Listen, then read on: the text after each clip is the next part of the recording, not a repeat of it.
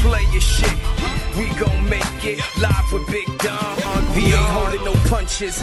True players, we live, homie, no frontin'. Always talk about something. Zone taking over, you know that the wait is over. That in your face commentary is fire in the show up. We talk about sports, finance, and relationships. True players, we always playing the greatest hits. 1804, that mean Hades lit. Mothers still the true players like baby kicks. Our live podcast is hard as hard hats. Real life shit, that true players will talk that. So tune in and watch the whole world zoom in. When they hit it, What's good, everybody? It's your man Big Dom coming live now to another True Players podcast episode, live from Atlantic City, AC. Talk to you guys today in regards to a few things. Before we get into the football aspect of the podcast, I will be talking about both the Jets and the Giants. First of all, I want to congratulate the Los Angeles Lakers on winning the championship. LeBron James got his fourth championship ring, which is deserved, and he had no choice but to win it this time because if you listen to previous podcasts, this was his shot to win it.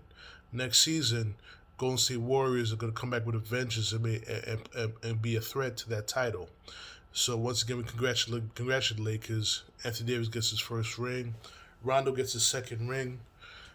Second championship ring, a good learning experience for Kyle Kuzma going to the playoffs, winning a championship. It'll be good for his career, and we'll see what happens. Can the Lakers repeat? It's a good chance if they keep the entire team together. We still don't know what Anthony Davis is going to do in the offseason because he is a free agent. So we'll see what happens in regards to that. And second of all, we see the Dodgers and Rays. Dodgers take a 2-1 lead in the World Series.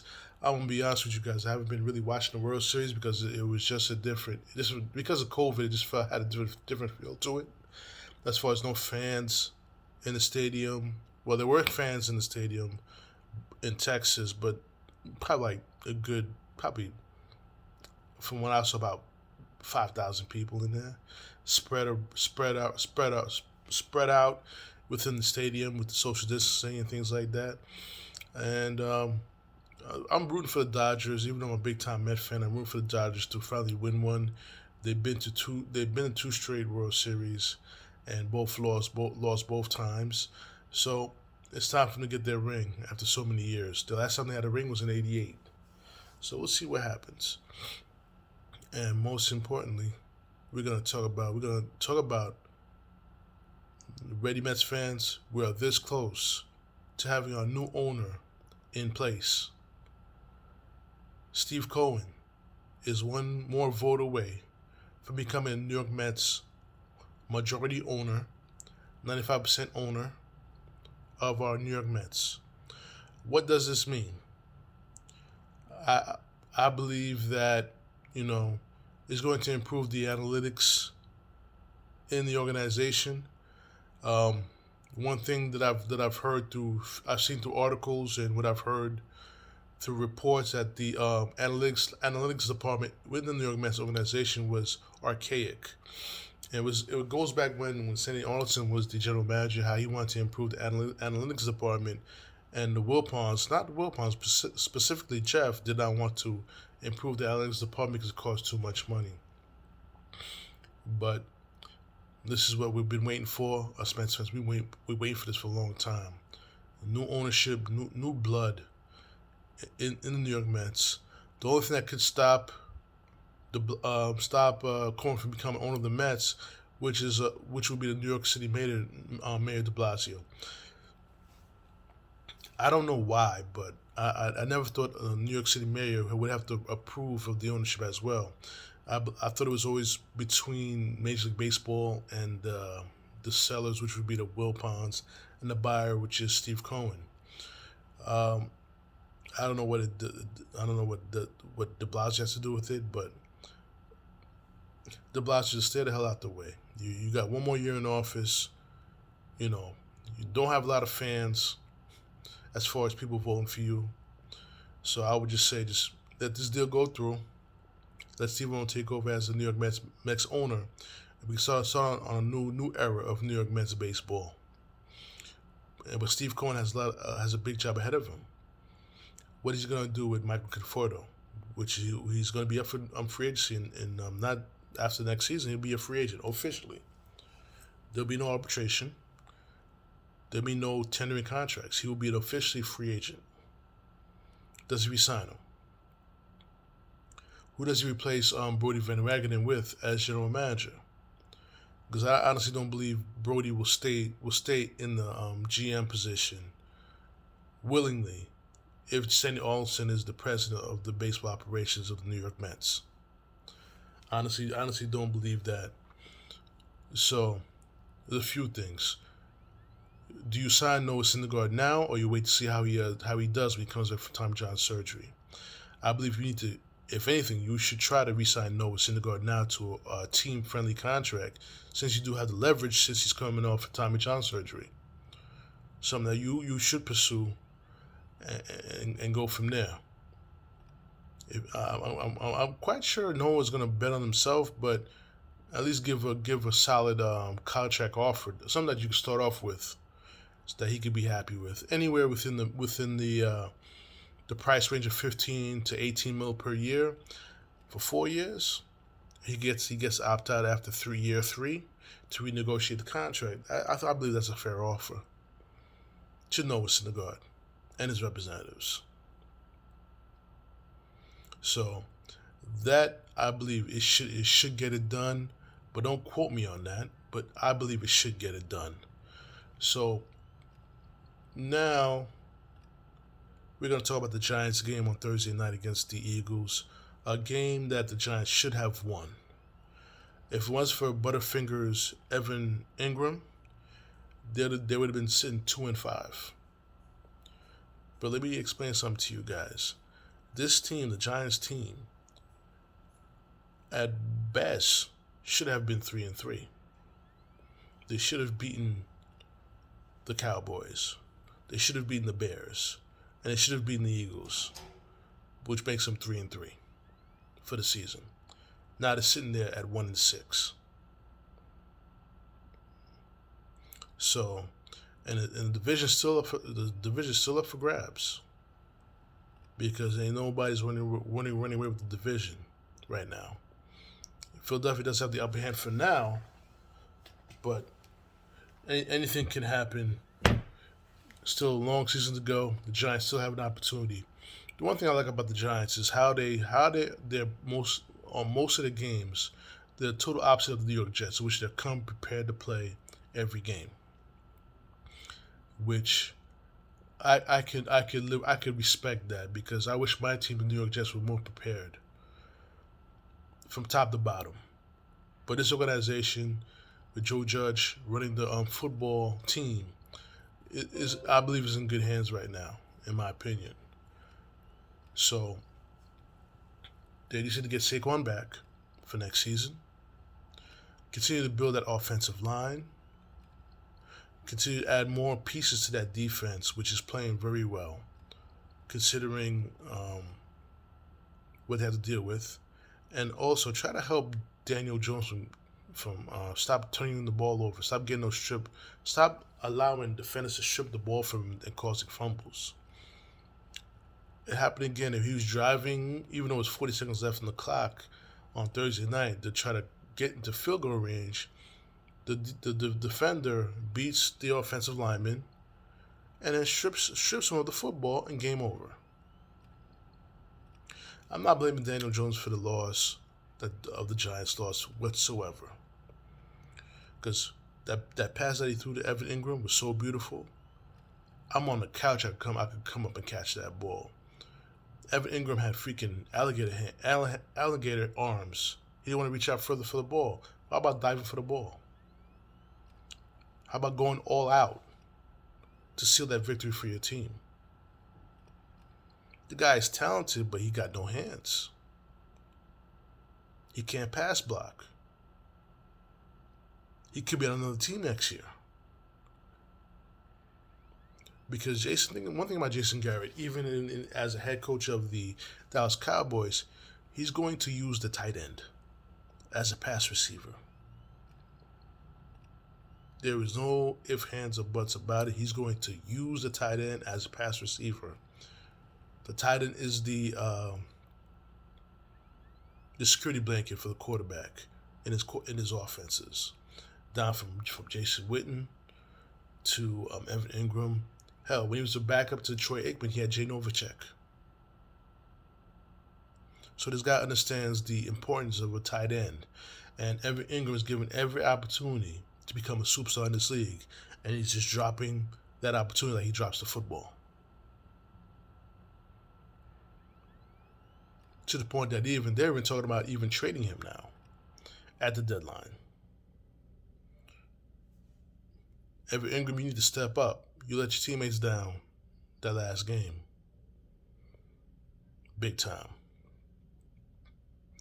Now we head over to my New York Jets. The disaster of an organization it has become. This team at 0-6, and the season's not even over yet, is worse than the 96 team that went 1-15. From top to bottom. From the general manager to the ownership to the coach, it is a complete disaster of what's going on with the New York Jets right now. It's a clear fire sale.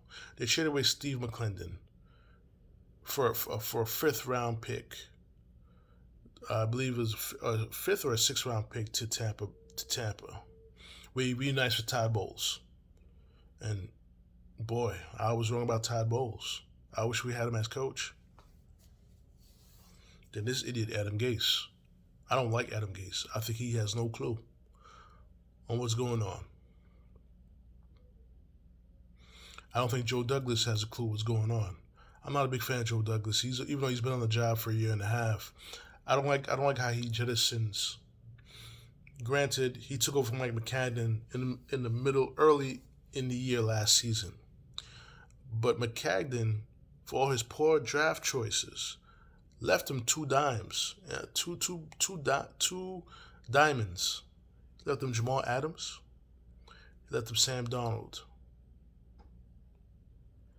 And Joe Douglas is making sure that by next year, both those guys are not even on the team.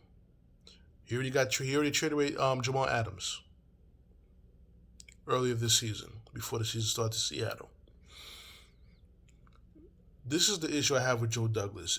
Everyone and their mama knows that you were going to trade Jamal Adams, why didn't you trade him during the draft? This team has no wide receivers. I think the only time Bashar Perriman caught a pass last game is when the Dolphins started playing just zone defense. They had a big enough lead so they didn't even care if you scored or not. I bet you Quincy Enunwa, with his bad neck, could get some more separation than Bashar Perriman, Barrios, and Hogan combined together.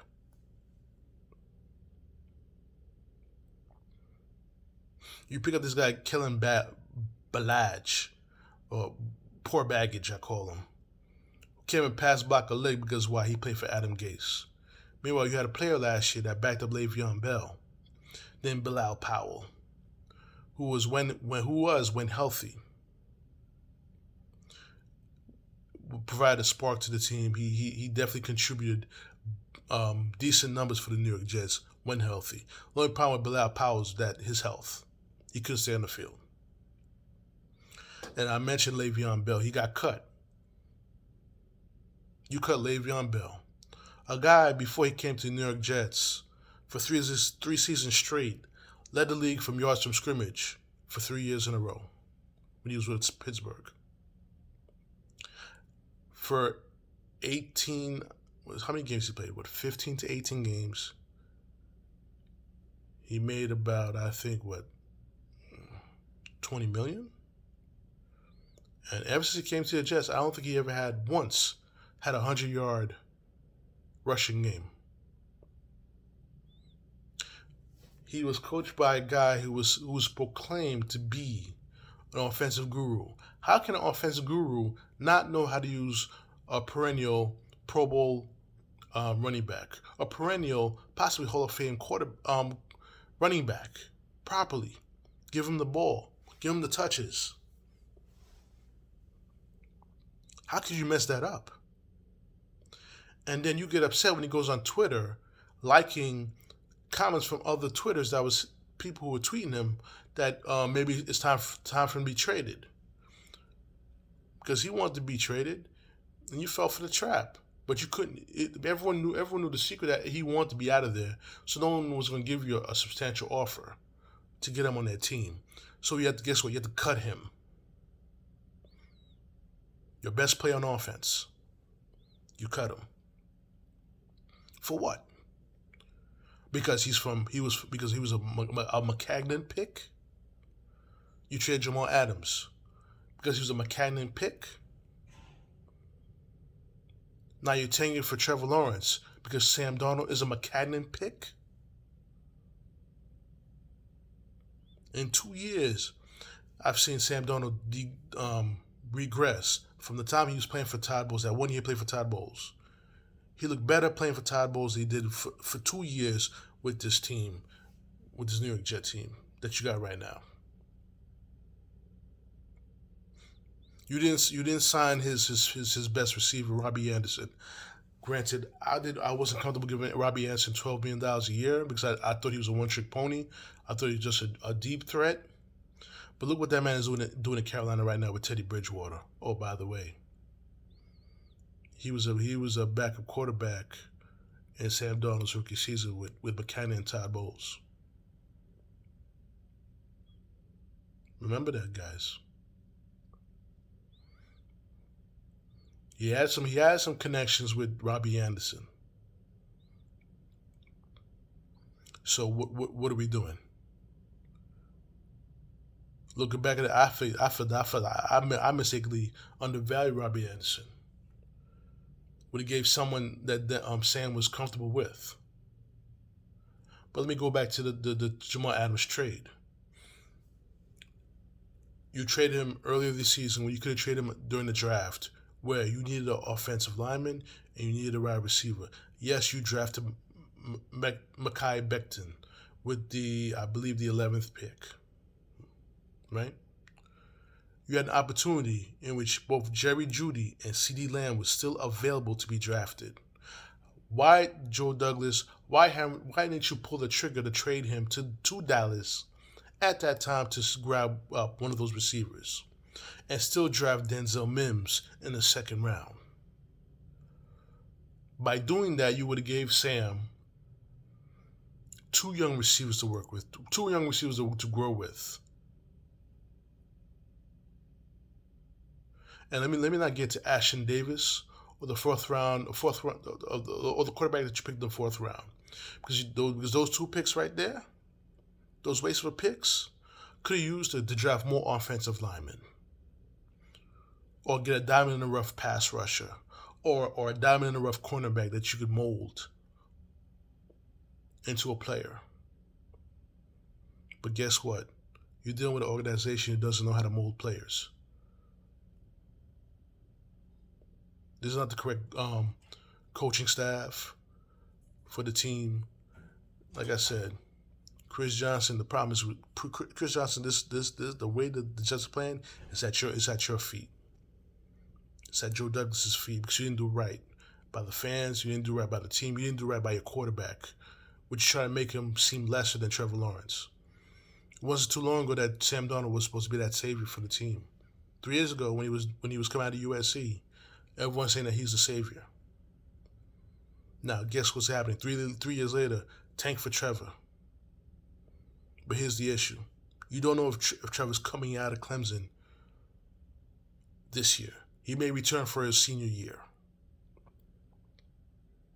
You got former players like Roddy White, a very good receiver, at one time an all-pro receiver, trying to talk to him into not going to the Jets. I got fans in the New York Jets group talking some madness because I don't think they know football.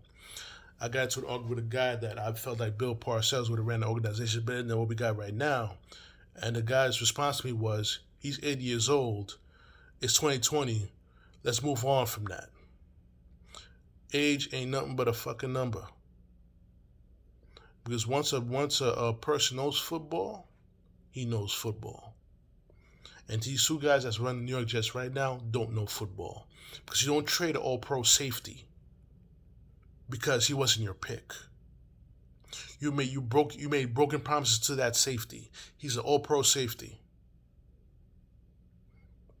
And all you have to do is to that safety is have a real man-to-man conversation with your safety. You don't come across as if he's the problem, he's a knucklehead. When you yourself have the decency to communicate to him properly, let him know frankly what is your plan. He didn't know what your plan was. You're over there shopping him without telling him. Which I don't know why you were even entertaining calls for him in the first place. Why are you even entertaining calls for Quinnen Williams, who is showing promise right now? Why are you even taking those calls? Because he's another McCagnon pick?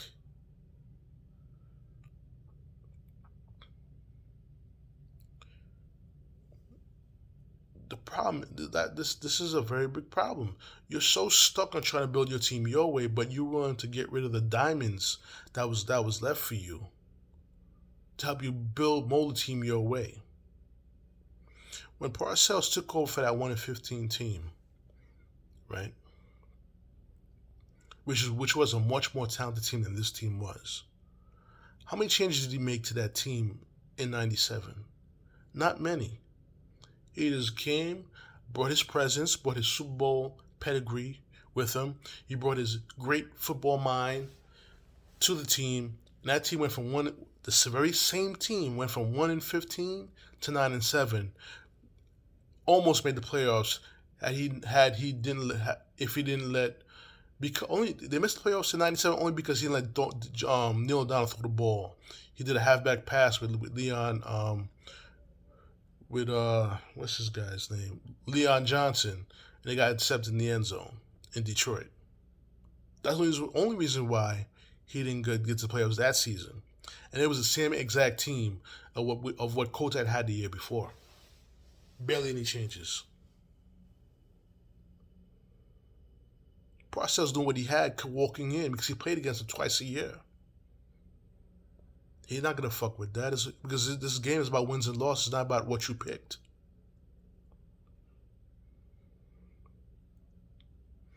So tomorrow's game, Darnold is going to be starting up again. He's healed enough well from his shoulder. He's going to be starting tomorrow. Denzel Mills finally is going to make his debut with the New York Jets tomorrow, coming back from the hamstring injury. Mekhi Becton is back in the starting lineup on the offensive line, which will help the offensive line tremendously. Let's see what happens against the Bills, who lost 2 games in a row. Soon as the month went from September to October, they lost 2 in a row, and Josh Allen is looking ordinary right now. Let's see if we can steal a victory. I'm not guaranteeing it. I don't think it's going to happen. Let's see if they can steal a victory from the Buffalo Bills. And this is what Woody Johnson needs to do when he comes back to own the team. Even Chris Johnson. Once you fire the coach, this is what you should do, in my opinion, as a fan and as a person who's very big on hierarchy. You need to hire a president of football operations to be over Joe Douglas. Hell, you could hire me. You could hire me. I would love to have that job. So I know I can fix this team within 2 years. To the point they'll be in the AFC championship game in 2 years. Second of all, hire a good head coach. It could be a retread, or it could be a college coach, but you got to make sure he's a leader of men, not a division of men. Because Adam Gase clearly, in his 2 stops from Miami and New York Jets, all he does is divide. You don't want that person running your team, running your franchise.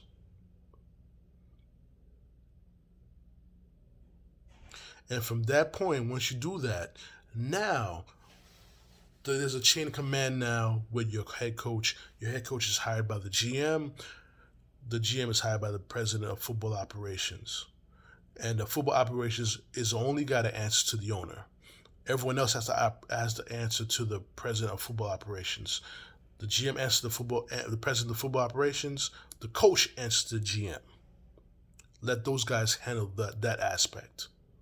Stop going to consulting firms, which was a disaster. They gave you Idzik. Stop going to other former NFL executives like Casserly or Ron Wolf, who are very well respected in the NFL. If you're going to go there for consulting, you might as well just hire them as president of football operations. Let them run the franchise. So it's quite clear the Johnsons don't know what to do with this toy called New York Jets.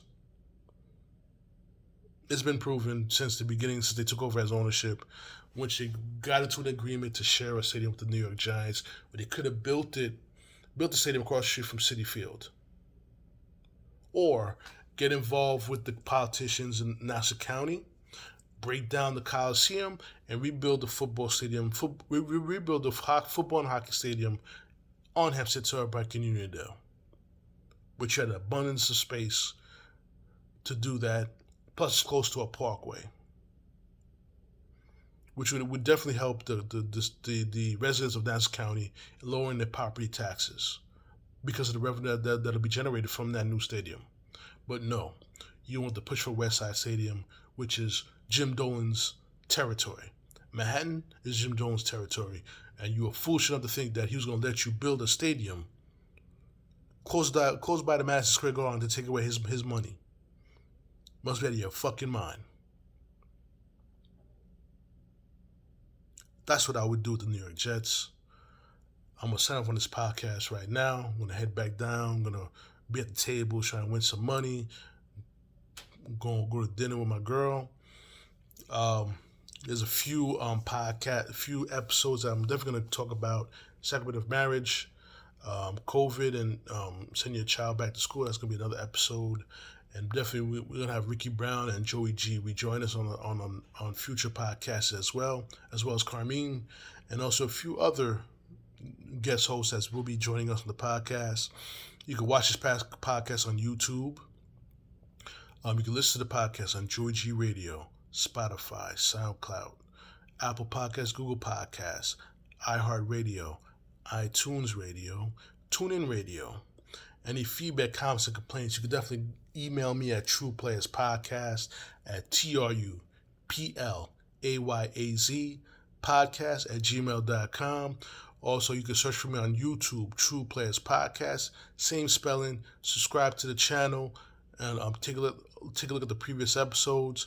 And let me know what's up with that as well. Either comment on the video on my channel, or definitely email me the feedback and comments. It's your man Big Dom. I'm gonna sign off on this podcast.